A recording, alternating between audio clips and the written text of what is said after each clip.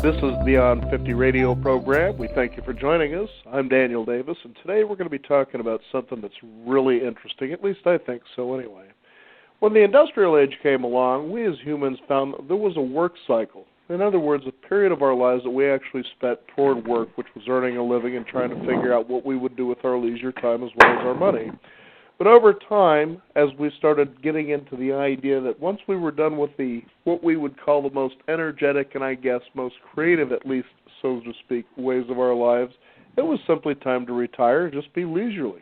Nothing like a sedentary lifestyle for the next 30 or 40 years of your life, should you happen to live that long. But after a while, as the industrial age began to fade, we started finding out that not only did we live longer, but we would also live and feel better. We started thinking to ourselves, what a waste of time just kind of sitting around, waiting for each day to pass. It's found out that most baby boomers today, when given the opportunity, would prefer to work rather than just simply retire and hang up their hat.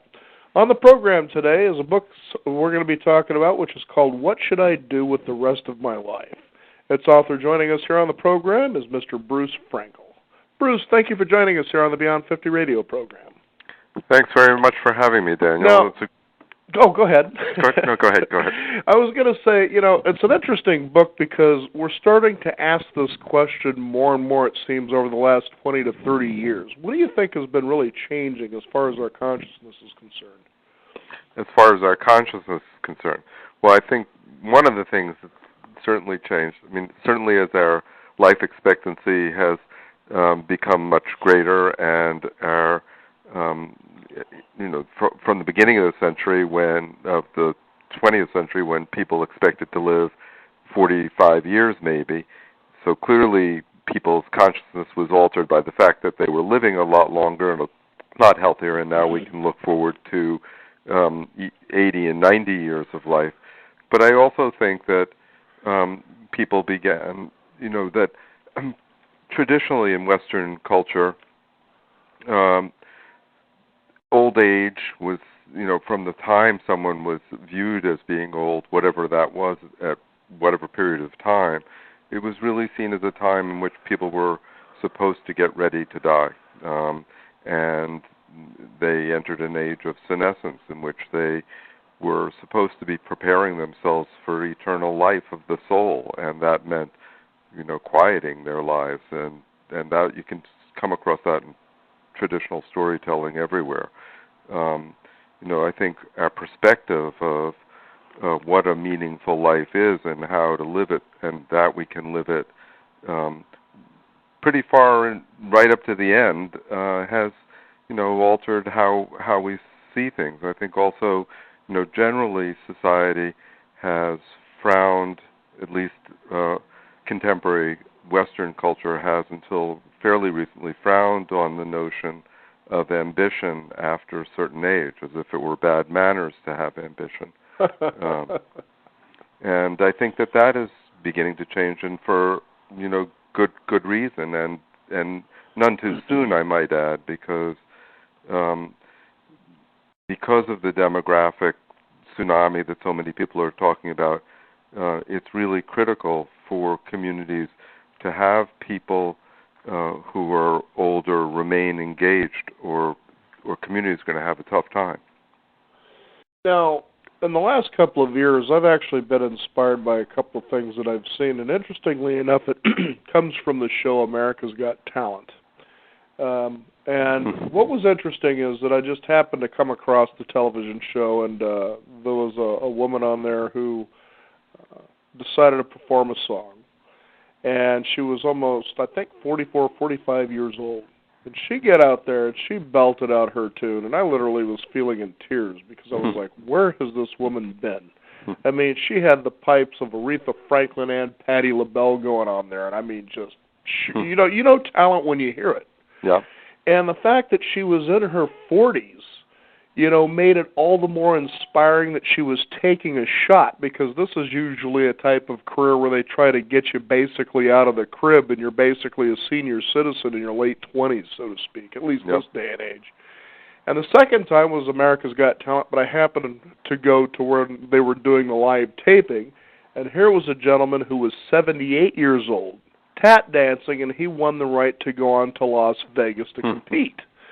And it was really interesting to hear Sharon Osbourne, for instance, say, "You certainly are a sexy little devil, aren't you?" You know. But this guy was doing some really good tapping as somebody that you might even think of like Bojangles, for instance. But the fact that it was getting that kind of a response from an audience that was mostly a young audience was quite exciting, because to them they were intrigued at the fact, God, if he could do that at 78 and I'm in my 20s, just imagine what I could be doing with my life up to that point. And that's what I love about this book that you have, is it starts getting us to ask those questions and to feel inspired about that age of our lives. Yeah, I mean, the story that you just told about the gentleman tap dancing certainly, is in keeping with the story in my book about a man named Thomas Dwyer, which I did read. Yeah, who and Thomas, as you know from reading it, was in the intelligence service. He was a telecommunications officer until he was in his mid-50s, mostly stationed, probably in the CIA, but certainly for the Defense Department in Asia and places like Kathmandu and so forth. And came back to the States in his early 50s and didn't know what he wanted to retire and get out, but didn't know what he wanted to do.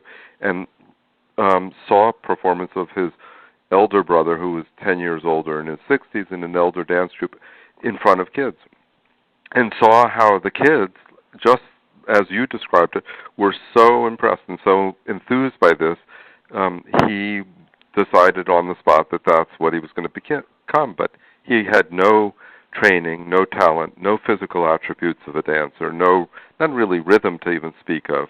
He had been pretty much a 99-pound weakling growing up in Providence, Rhode Island. And so here he was in his 50s and took up dance. And now, he worked hard at it. He lives a very, has a very tough regimen. He's got training, and by chance ended up performing with the Liz Lerman dance company, and now 20 years later is still out there performing. Just opened a show recently for Liz Lerman in Washington, D.C. That got fabulous reviews on the front page of the Washington Post. So, he's a great example of precisely what you're talking about. But so are, people in different, not just the physical ways, but in intellectual ways too. People in the book who do quite astonishing things, and I guess one of the things that I've particularly come to think of lately is, that our daily life, our language is so encoded with, as if to put us in a trance, to think that at some point we have to start cutting back our challenges to ourselves, and we all do it. And I was just, a friend of mine asked me to look over a letter she had written to alumni of her college, and in it she had a line in it about, and we'll do some video accounts before we're too old to remember what we did when we were in college. And it's precisely that sort of thing that we all say, she's not alone, we all do it. But we basically are encouraging a kind of trance that says we should cut back on what we do, we should cut back on the challenges of our intellect and things that we engage in. And that's precisely the wrong thing, because what is going to keep us young and vital is by challenging ourselves with novelty and new learning and engagement. Such as when you were talking about one lady in your book who decided to study string theory. And she says it's because I want my brain to start sweating. Yeah, I mean, that became my mantra. That's Virginia Marsh Bell, who, she went back to school when she was about, I guess she was in her late 50s also, and then she got her MSW at 60 at the University of Kentucky in Lexington.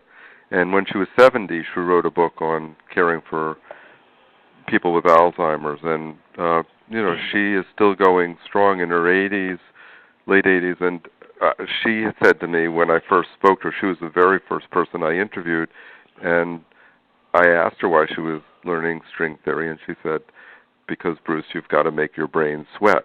And that became my mantra. She's a remarkable woman. And I think what's astounding, too, is that you're seeing more and more this day and age people who are in their 40s, 50s, 60s, and beyond actually going back to school. And in some cases, they're doing it because they're changing careers. And that was something that was really not even thought of. Who decides to change a career by the time you're 40 years old? You should be locked in and building retirement, but that just simply isn't happening anymore. And one of the reasons for that definitely is because of how organizations and companies don't tend to be as loyal to their employees. As we've seen, especially with this big debacle of our economy going down the toilet and a lot of people losing their retirement funds, and that kind of forces them back into the workplace. But for the most part, most people are starting to think now, well, we really don't want to just be X'd out and retired. And there are people that are working in their 80s, 90s. Just recently I was reading a biography on Warren Buffett, and there was an old Russian lady that worked till she was 107 years old building one of the biggest wholesale furniture manufacturing companies, in the United States. And people are just doing this. Yeah, no, and Buffett, originally had said that he was going to retire at 80, and then as he hit 80, he revised that and said he'll go till he's 100. But yeah, it's interesting what you were saying.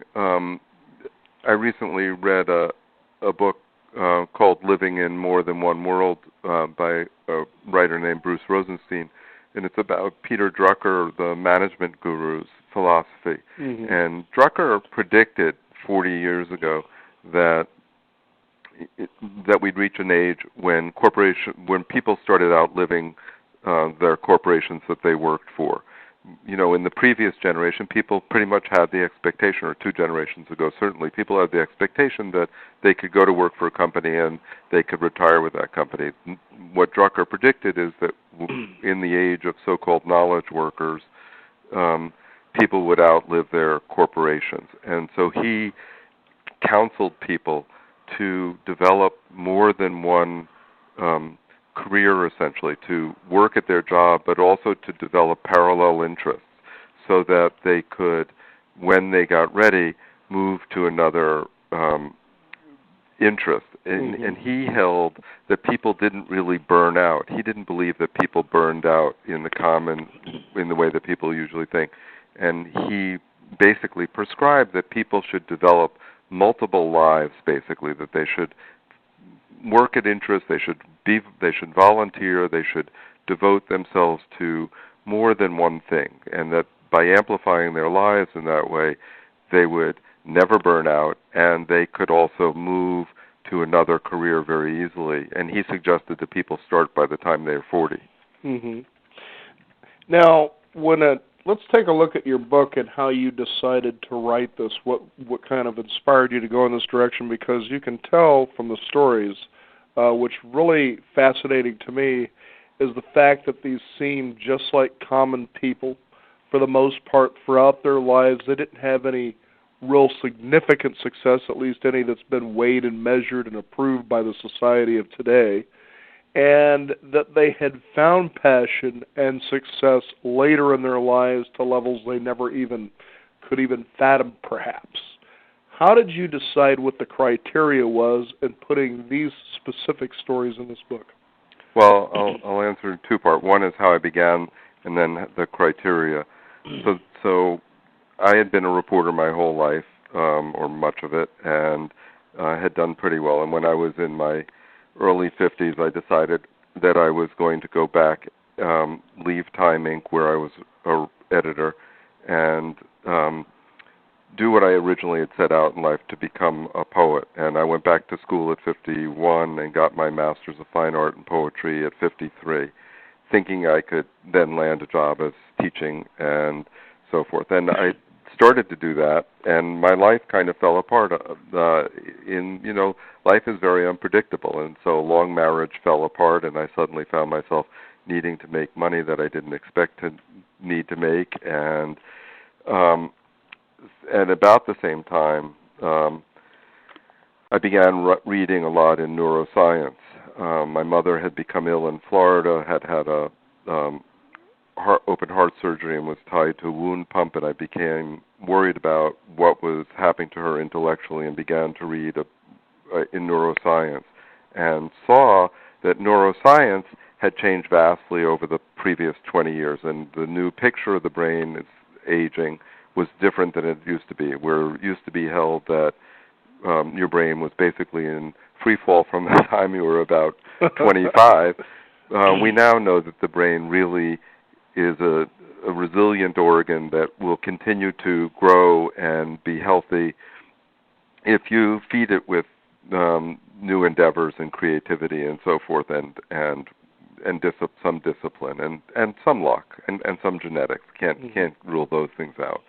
But at any rate, at about the same time, a friend of mine who was turning 60 and is a ghostwriter had a book blow up on him and was devastated. And we had a very long lunch in which we were looking at each other and saying, like, how exactly did this happen to us, and what are we going to do about it? And on a long walk home that day after a miserable conversation, I said, well, I got it. We'll write a book about people who achieve success after 60, and we'll both be over 60, and we'll become successful as a result of it. So it was a pretty shallow idea to begin with, and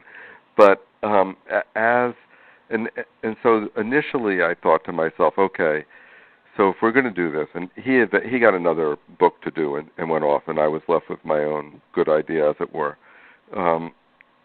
I thought to myself, well, what really interested me was finding people who weren't just transferring prior success, who hadn't made a lot of money. Not that there's anything wrong with those people who, are CEOs and go off and do something other. That's great, but they weren't the people that interested me. The people who interested me would be people who would prove neuroscience correct and illustrate that it really isn't ever too late. And so I kind of set off looking for people who did not have much prior success, that I were, kind of not much different than most people. They had more modestly successful, not particularly, had average jobs. So whether it's in the book, there's Ted Levitzik, who was a contact lens grinder until he was in his 60s, and then discovered, quite by chance, that he could carve stone, and is now 20-odd years later. His property is called the Easter Island of the Hudson, and he's collected around the world, and museums around the United States, certainly. Or someone like Rabia DeLuca, who was laid off from his job as a spokesman for the New York State Ed Department during an economic downturn, and went back to school when no one else did it, and got his PhD at 60. He was basically on the verge of starving at that point. He lived off of tomatoes for about a month until he got a job. Some farmer gave him tomatoes, and then he landed a job working for the Army Research Center, and he worked till he was about 70 down in Maryland, and he retired at 70, but couldn't stand retirement. And after about 2 weeks, he went and he got an internship at the University of Virginia to study substance abuse treatment. And Robbie is 89 years old. He still practices full-time. He leads an online discussion group on civilization. He dances regularly. I mean, just tremendous stuff. So, they are people who led fairly average lives in some ways. Naomi Wilzig, who is, two of the people who are often, I'm told, are favorites, were truly, one is Loretta Thayer, who is a farmer's widow in way upstate New York on the Canadian border. And when Loretta was, when 9/11 happened, she just felt this huge need to do something, but she clearly couldn't do very much from up in DeKalb Junction, in on the border up there at her age, but she kept thinking she wanted to do something, and finally it occurred to her that what she could do is she could reopen the diner across the street from her farmhouse, and which had been closed and was defunct, and create a place of good food and good fellowship was her idea. Mm-hmm. And she did that, and today her diner is kind of she's known for her pies. People come from all over to eat her pies, which are quite good, but it's really her that right. people come for. You know, they come to get a taste of this remarkable spirit of a woman. And you know, or Naomi, who was, you know, not she's the one person in the book who came from wealth, and I decided to include her because she overcame so many other hurdles. Like, everyone in the book faces adversity in their lives, and as most of us do by the time we reach 50 or 60, we face some adversity. But Naomi grew up, her husband Siggy was a very, very successful man. He was a Holocaust survivor, but he was very successful. But he was also a tyrant at home, and didn't really allow her very much room. And she became, quite by chance too, as many of these people don't know what's going to happen in their lives. She was at a spa one day because he always wanted her to have a perfect body, which she couldn't because she was Zoftic by nature. And she was trying to sweat off some more pounds, and she saw an ad for a nudist colony, and she, on the spur of the moment, decided to call up and see whether, never having ever thought of anything remotely like it, having been brought up in a religious Jewish home where graven images weren't even allowed. And she went off to this nudist colony in Haddonfield, New Jersey, and began, as a result of that, a request from a son who knew that she had done it, to collect erotic art.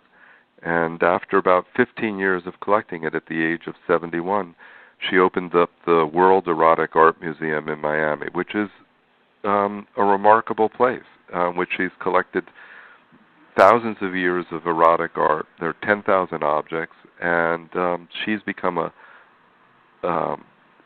both a scholar of erotic art and a spokesman for kind of thinking about of human sexuality in a much more compassionate way than some people do. And so, you know, there are transformations people make late in life that no one could predict.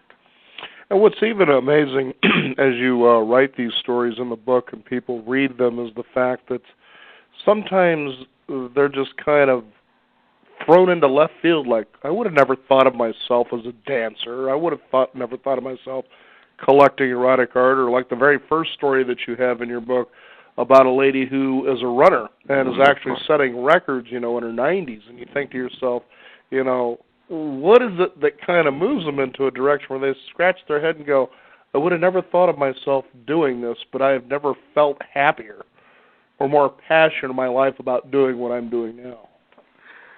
Well, I mean, you know, that Margie story, I'll tell you a little about Margie, and then I think I've begun to understand. I mean, with Margie, of course, she had, when she was a young girl, she knew that she was a fast runner. But in her day, there were no Title IX programs, and wasn't much chance to run. And there she was, that she had survived breast cancer in her 40s, and she was approaching 60. She was 59, and she saw a sheet up for the Masters Games, and just kind of by chance, just said on a whim, signed up for the 100-yard dash, the 440, the mile, the 5K, the 10K, and didn't know what she was doing, had no idea. And then she went out to the regional trials in Tennessee and won every event. And then she decided she really wanted to become a runner. And she trained hard, and she still trains. I went down and ran with her and trained with her, and not only did she blow me off the course, and I'm a pretty fit guy, but one day we went to a prison where she goes twice a year to run with inmates, and we ran a 5K called the Jaunt in the Joint. And the jaunt in the joint. The jaunt in the joint. And we walked in, and the prisoners all had these signs, jaunt in the joint, and we ran on a track that was mowed lawn inside a barbed wire fence. And Margie had been a terribly shy person all her life, too. So not only was she running in this, but she was sitting there socializing with these tough guys. And something she couldn't, 30 years earlier, she wouldn't have been able to imagine socializing in a cocktail party, let alone in a prison, a state prison. But when we had this race, I think there were only 2 guys who finished with better times, and they were probably 19 or 23-year-old guys. She just blew everyone away, including me. She lapped me. And she whispered in my ear as she lapped me, she said, "Bruce, you gotta." I was dying.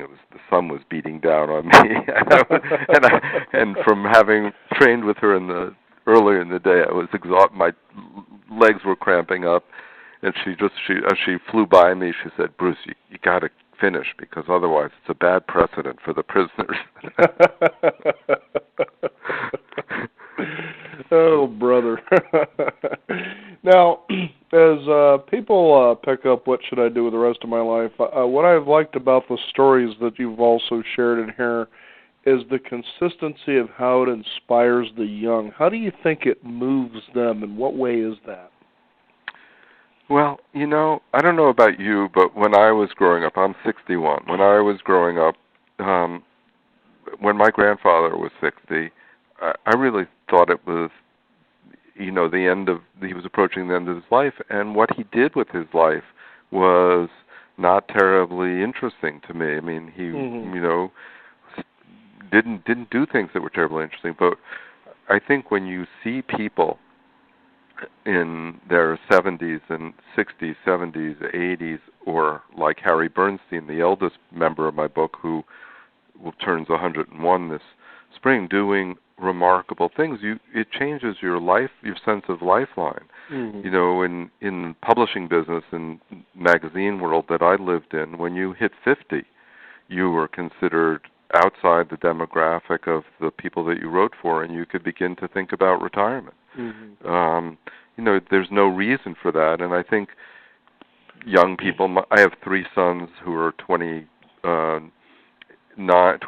and 24 and 16, and they love the book because they see it as, for themselves, as offering the promise that if they select something to do with their lives now, this doesn't have to be their last choice, and they can view their lives as being much more open-ended and with chance to live more than one possibility. If I may kind of share an insight, too, from my point of view, was, for instance, when you take a look at chronology, I remember being in my 20s, which to me kind of, at least my early 20s, was one of the more frustrating times of my life. What do I do with myself? Am I doing the right direction? Trying to please everybody, and by the time I was approaching at least my mid to late 20s, I thought, God, I should have something going on. I should be at a particular level of life somehow. Professional, whatever the case is. By the time I was about to turn 30, I'd done the first couple of weeks up to the actual birth date, I just had a lot of anxiety and frustration. I just sat there and I was like, I can't. I'm turning 30. This sucks. And once I did and I got over that hump, I started really reflecting on my life, and I thought, well, wait a minute. I've done a hell of a lot for a guy my age. I've traveled at least a third of the world. I've tried different things, and I'm starting to do what I know that I enjoy doing, which is broadcasting. And I took a look at a lot of my peers, and most of them hadn't really done much of anything. So in most cases, they've lived in the same town, for instance, most of their lives. And I thought, it isn't so bad. And since then, I've just kind of been going forward. And it's really interesting that there is books like this out there. To give you an example, one book that we actually kicked off our Beyond 50 radio show with was called The Creative Age. Mm-hmm. And this was a guy that did a 30-year study on aging. Yep. And throughout the book on the side, he would have little inspirational stories of people who had achieved success in all kinds of different areas of life. And I thought to myself, my goodness, getting older, I'm actually starting to look forward to this, because a lot of the great things, for instance, in discoveries, happened by people that were 45, 50, 60, 70 years old. It wasn't the young, it was people that were actually aging and gaining wisdom. And so you start looking at that, you don't have that stigma about being or growing older. No, that's absolutely true. And, I share both. Some of what you were saying, too. I had a similar experience in my life where I started to worry a lot by the time I was 27, 28, and I'd kicked around a lot up to that point and didn't go into journalism until I was late. But I did it out of a sense of fear that time was evaporating. But, I see life very differently now. And, and your point is well taken about people discovering it. And one of the things that I became aware of in doing the book, people generally didn't think that people could be creative scientifically or mathematically after age 30 or 40. And there were some studies that I found that tried to verify that and prove it. But, we now know that's just nonsense. And indeed, not that long ago, couple months ago, a scientist named Paul Greengard, who's in his mid-80s, I think, if I'm correct, at NYU, he already has won Nobel Prize. He discovered the protein that is the building block for Alzheimer's. And, when I began this book 4 years ago, what should I do with the rest of my life? People, tended to say to me, you'll never find a person who can do that at this age. You'll never find a scientist. You'll never find a dancer. Oh, my goodness, really? And, that's changed. And I think that stuff is changing very quickly, which is really, to our benefit for all of us. But, yeah, there's no reason not to, I think. And, and clearly studies show that we are much better off. Our brains are benefit by challenging them. So whether it's learning a language or learning an instrument or learning a new skill, when they did I don't know if you're familiar with the nun study. As a matter of fact, about 5 years, I was just thinking about that, about 5 years ago when we had that as one of the segments on our program, but go ahead. Well, yeah, so then you know the story of how when they were doing the autopsies of the brains of the nuns, they were shocked to find that some of the most highly functioning nuns actually had the signs of Alzheimer's plaques in the brain on autopsy of the brain, and that became a puzzle. Why were those people spared the issues of Alzheimer's, but what had developed plaques? And more and more what scientists are finding, there's a theory of cognitive reserve, which says a scientist at Columbia University, Yaakov Stern, I think is credited with creating it. But basically the notion is that the more things you do in your life, the more learning you do in different areas, and the more leisure activities you include in your life, the more cognitive reserve you have, and the more likely you're able to resist. So when they looked at those nuns who didn't suffer it, what they found was that those were the nuns who had different occupations, had been moved to different places, had to reorient themselves, learn different languages. So they had a much more varied skill set during their lives. And that probably, in part, explains it. I know even in one case in this nun study that you're referring to that they had discovered in the autopsy that at least one of the nuns anyway had only half of her brain functioning. Yep. You should be pretty much a vegetable by then, you would think. But here she was very active. Very amazing stuff.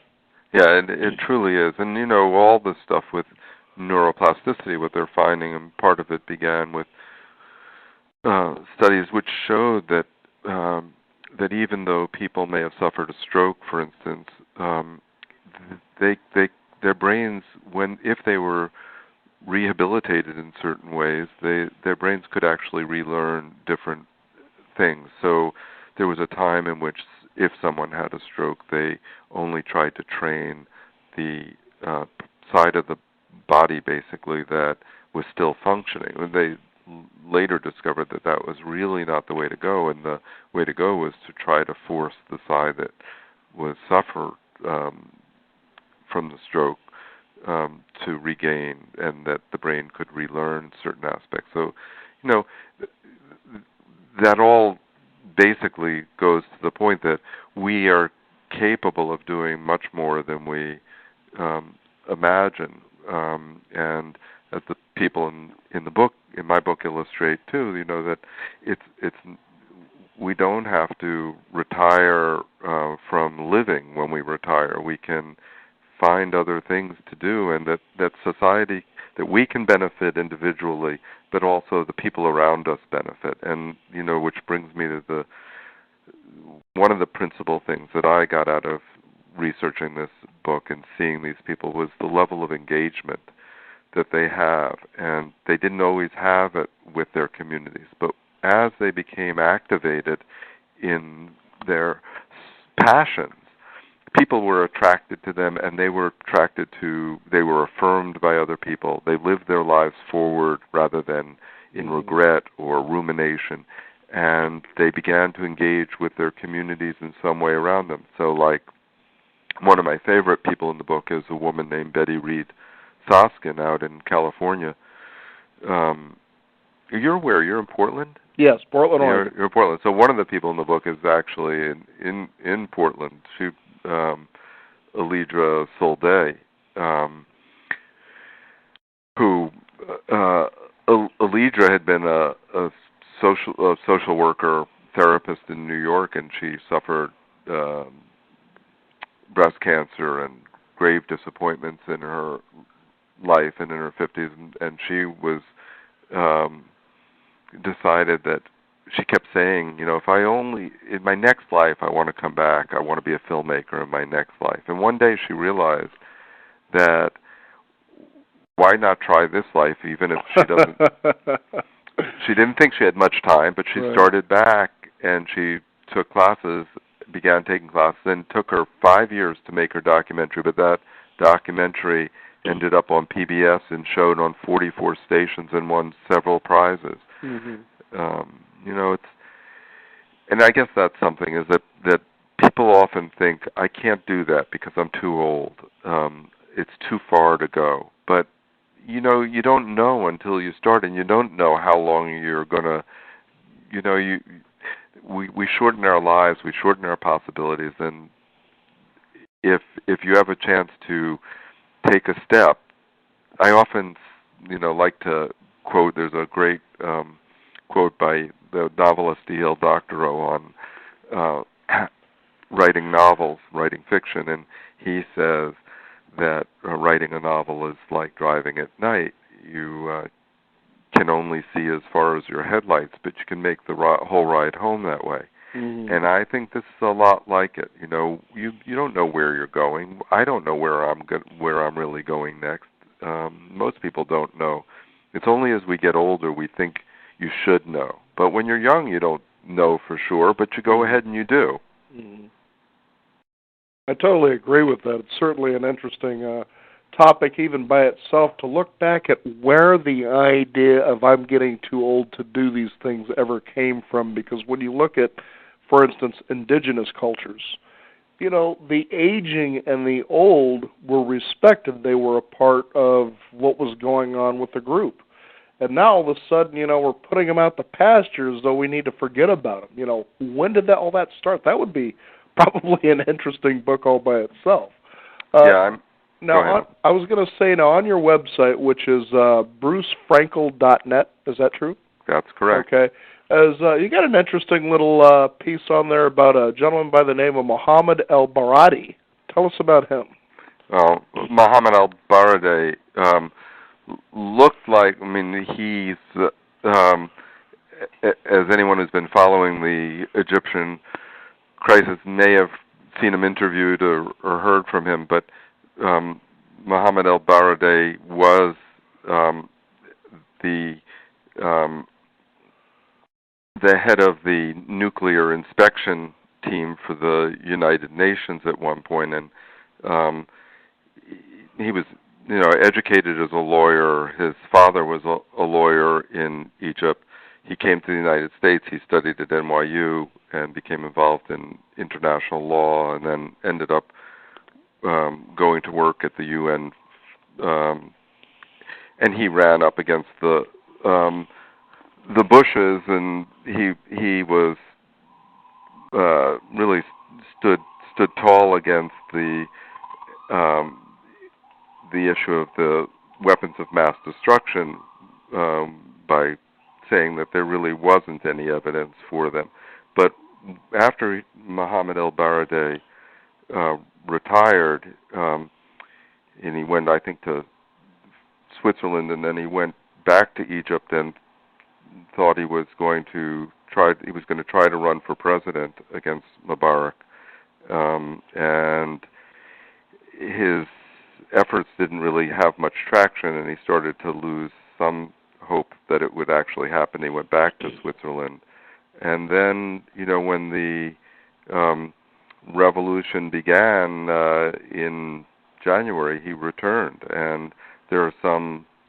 He didn't have before a great following there, but there are many people who think that he may become president. It's so unclear now what's going to happen. The universe is changing so quickly. I mean, since I wrote that piece on Mohammed el-Baradei, I think it feels like the universe has already shifted another few degrees. I mean, just by the hour right now. Mm-hmm. Mm-hmm.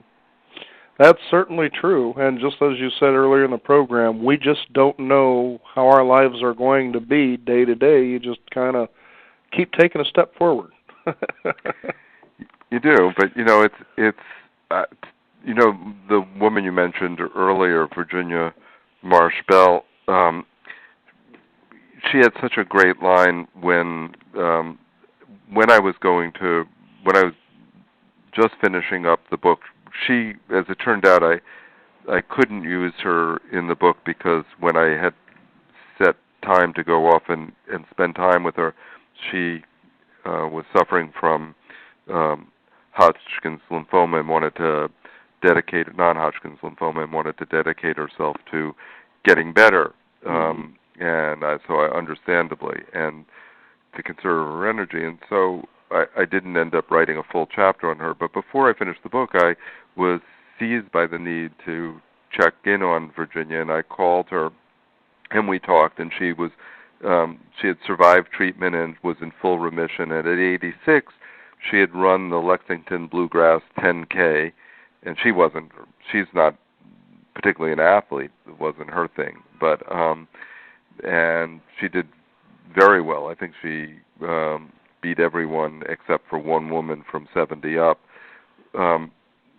But we talked, and one thing she said to me was that she continues to do high impact aerobics classes, continues to work at string theory and math, and she said, there's such an awe and mystery in the universe that she doesn't mind getting old, and she enjoys her life to the fullest. But what she said was, what I hate most of all is the idea of missing the rest of this century.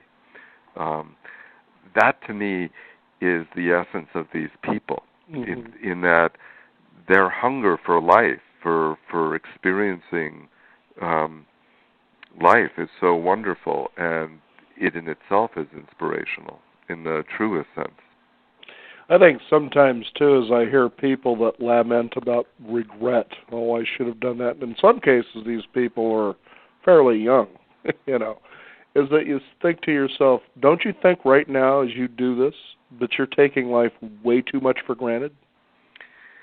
Yeah, I mean, and you're also encoding your brain with a very bad message. I mean, it's every which way. I mean, recent studies, I read a lot of this brain science and I feel more and more I wish it were taught in school to kids to a degree, because I think the more you understand the way the brain works, the more you can do things that will help you in life in many ways. Mm-hmm. So many studies now, of course, show the damage that stress does to the brain. Recent study shows, in fact, that they did a study on in which they found that when given treatment against stress in a lab, these rats in California regrew hair. Bald rats regrew hair.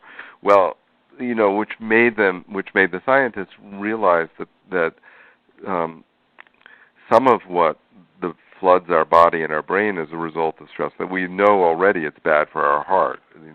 Cortisol is bad for our heart. It's bad for our brain. But so in that sense too, when people start discounting or living in regret, they're probably flooding their body with chemicals that are not really very beneficial, whereas we know that meditation and calming our bodies and we know that thinking positively floods our bodies with other kinds of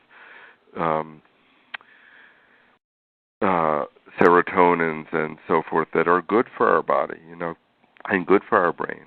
Mm-hmm. So neurotransmitters that will help things, and exercise. I mean, it's something we haven't spoken that much about, but which I feel very strongly about, which is more and more science shows that doesn't matter what your age is. There was a great study that came out by Art Kramer at the University of Illinois just recently, which showed that they took people in their 70s who were basically couch potatoes, were non-exercisers, and after a regimen of 6 months of walking 30 minutes a day, 5 days a week, 4 days a week, something like that, they were able to show that neurogenesis in the brains produce new neurons, and that their brains compared to a control group did not shrink.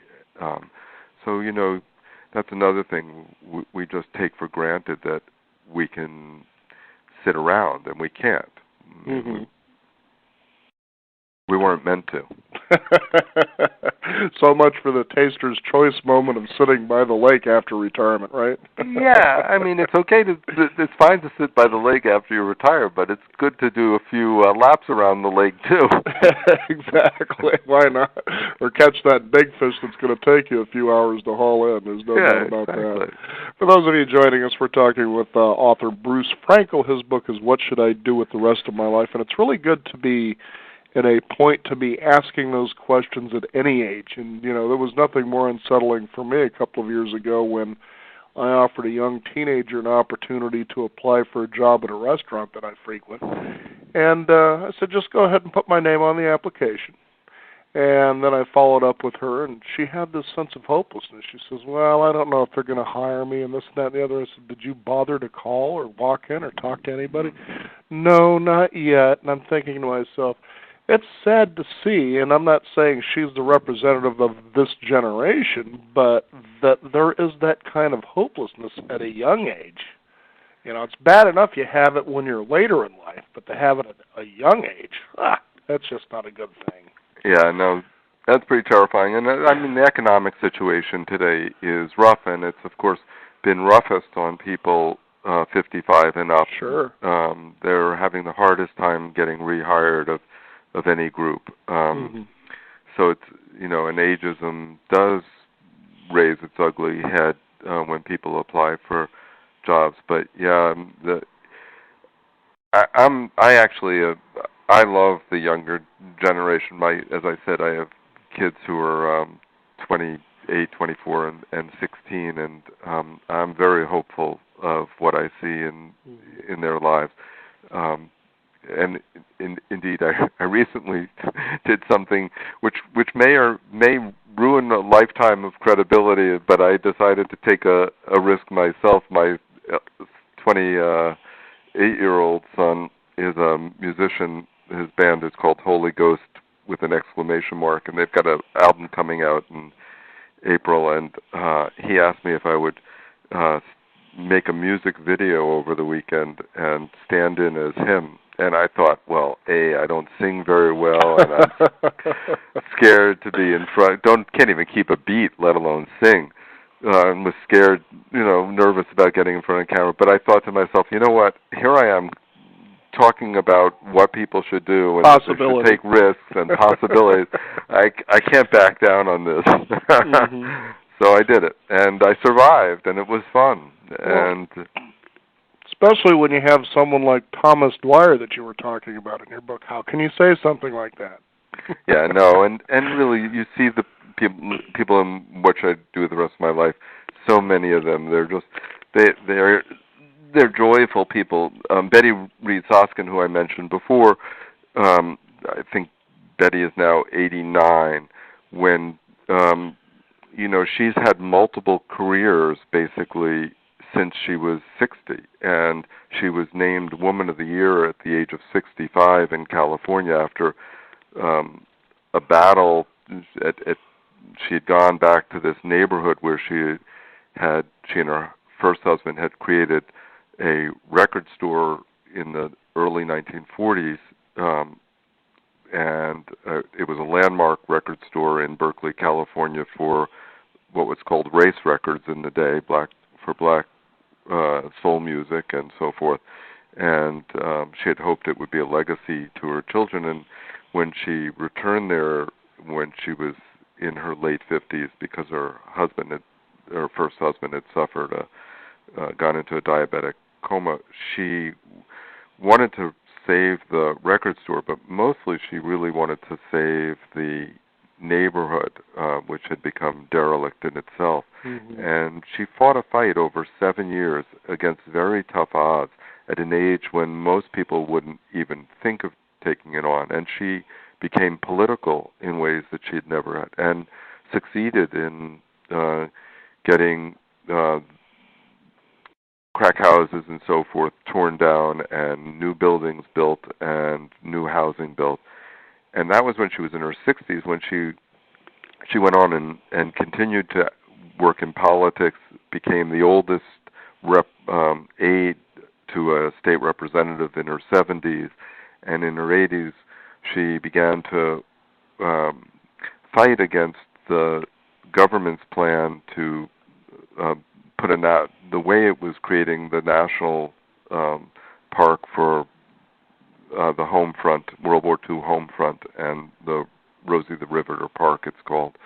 It was telling what she viewed as principally the story of the white person in World War II, but was leaving out the stories of people like herself who had suffered great discrimination on the home front, and particularly in the shipyards, and fought.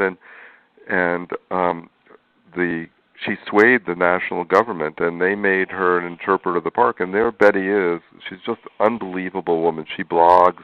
She has a fabulous blog, and she continues to work as an interpreter at the park at 89, and is just one of the most vital people I have ever met in my life.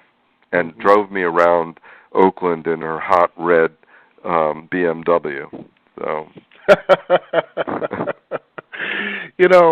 As you read this book and as you really sit and reflect on the stories that you have in here, one of the things that I think is important for our listeners to know, too, is that when they decide, at whatever age it is, but right now we're specifically looking at people in the second half of their life, beyond 50, if you will, is that when you start to embark on these passions, these ideas that you want to just carry through just to see where it takes you, to enjoy that journey, is that you're going to be met with a lot of resistance. For instance, in the case of a person who wants to go back to school, for instance, and they're in their 60s because they want to become a teacher, you tend to have the peer group that's a lot younger than you, so you're outside of that group. But what you also have is you have that other group, which is the family and close friends, who mean well but try to give you advice that they believe is going to save you from failure. Mm. So, what I was really amazed by the stories in this book is a lot of these people met up with those kinds of challenges, and those are the hardest ones, I think, to overcome. is just not worrying about what others think. That this is something you simply just need to do. It's for you. And going back to the story of the man who dances, Mr. Dwyer, his own daughter was that way. Felt that no, you should be spending more time with mom.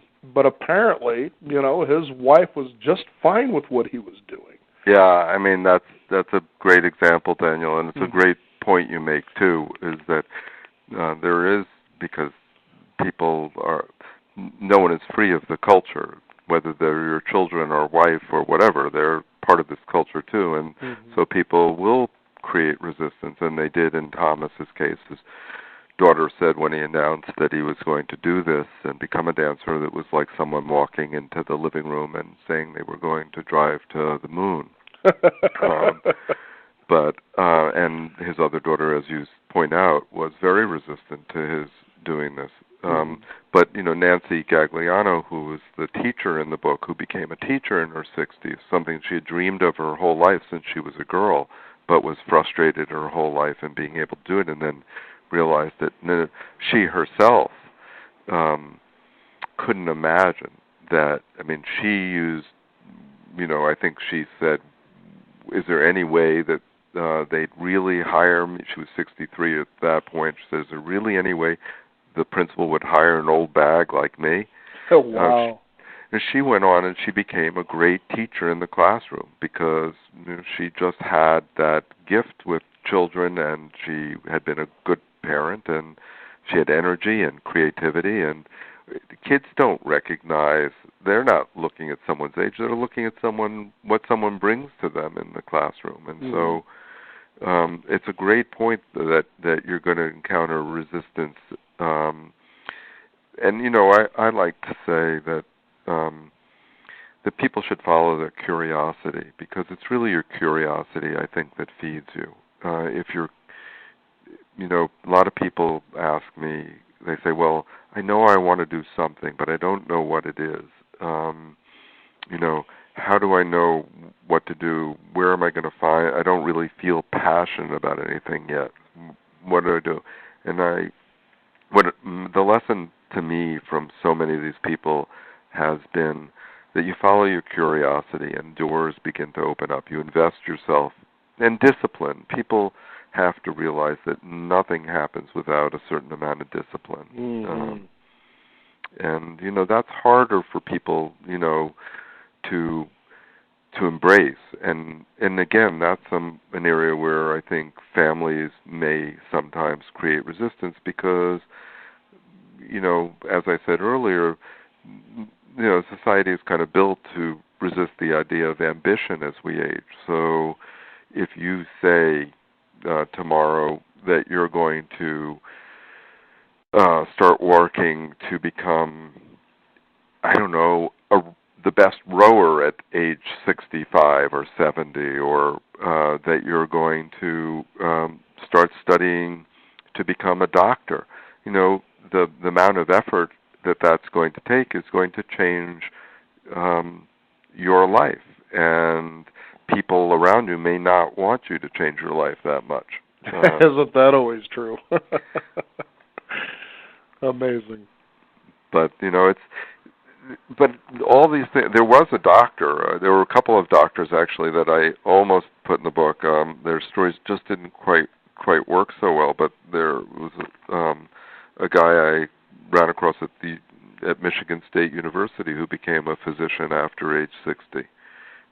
So just about everything you can think of, someone has actually succeeded at doing it in later life, and I think we're going to see a lot more of that as in the future. I think that because people are living healthier lives and because they're recognizing that they're not disabled by age, and as society needs older adults to remain engaged, we're going to see a lot more of people venturing into new areas and claiming them as never before at older ages. I don't remember who I got this quote from, but I do remember reading, and it was really an interesting one, that if we all live up to our fullest potential, we would astound ourselves. Yeah. Ain't it the truth? The book is What Should I Do with the Rest of My Life? Our guest today, Mr. Bruce Frankel. You can visit him at his website at brucefrankel.net. That is Frankel, brucefrankel.net. Bruce, it's been a pleasure to have you here on the Beyond 50 radio program. Thanks for joining us today. Well, thank you, Daniel. It's been a genuine pleasure talking with you. It's been a great treat for me. So, well, it's a great treat that people like us are out there removing the stigma of what it means to grow old and what it means to just simply grow better. No, and I encourage people. Take what you love, follow your curiosity, work hard at it, and don't let them keep you down. Yeah, we've got a nice little plaque that's on our refrigerator door that simply says "Dwell in Possibility." Dwell in possibility. Well, you know what? Yeah, dwell if dwell has an active sense to it, I would agree. Absolutely. Absolutely. So, Bruce, again, thank you for joining us here on the program. Take care. Be well, Daniel. Appreciate it. Thank you. Bye-bye. We also encourage you, the listeners, get out there and feel inspired. What should I do with the rest of my life? Book is. I'm Daniel Davis. Thank you for joining us. Be sure to visit us at our website at beyond50radio.com. We have a newsletter that goes out every week. It's absolutely free. That is the number 50, beyond50radio.com. We thank you for tuning in. Remember, live your day past halfway.